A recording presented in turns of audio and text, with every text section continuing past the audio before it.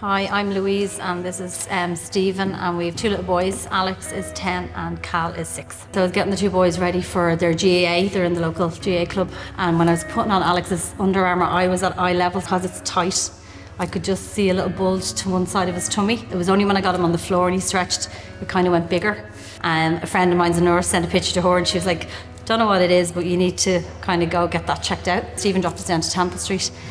And God, within 60 minutes of the scan, it was like we were VIP treatments. All the doctors were over, there was nurses over. There was a lot going on that I knew there was something not right. And they just explained to us that it was the kidney had quite a large tumour on the kidney, so it was a Wilm's tumour. So they said the following day they'd be transferring him over to Crumlin, and then they'd take it from there with, he would need chemo and they'd have to do extra scans and x-rays just to see how bad it was. So it was a big shock, wasn't it? Yeah. For me, I couldn't believe it. You just dread to think that happened to yourself, like, you know, when it does happen, it's just the shock of it was, it was tough. A caseworker or a social worker, she kept saying to us after about a month, I think, in Crumlin, she kept saying to us Barretstown, and I think after about 3 or 4 visits, she was like, did you ring? So she just did it first. she filled out all the paperwork.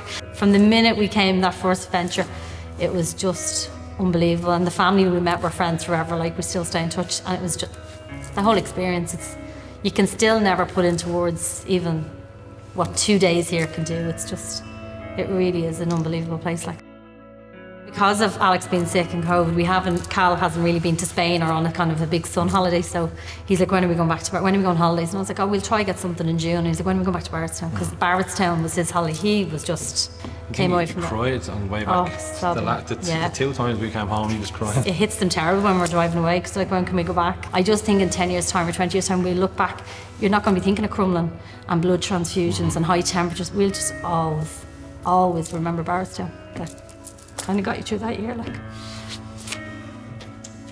we don't come down here for us, but it's only when you're driving away that you realise we got more out of it nearly than the kids did. You could go months and not hear the kids laugh when they're going through all this, and you're down here for 2 hours and you're hearing your 2 kids giggling, and then we'd be giggling because they're giggling. And Barrett sounds like a shining light in that memory, really, isn't it? Like, it's just always, it's like it's in our DNA now. It's like it's just part of us. Barretstown is like part of our family now. You literally come in here and it's just like, it's silly to say, it's like a happy place, but you get so much out of it. Like, we'd be talking about it for weeks after we do a camp. the only bad thing about Barretstown is that there's only one of them.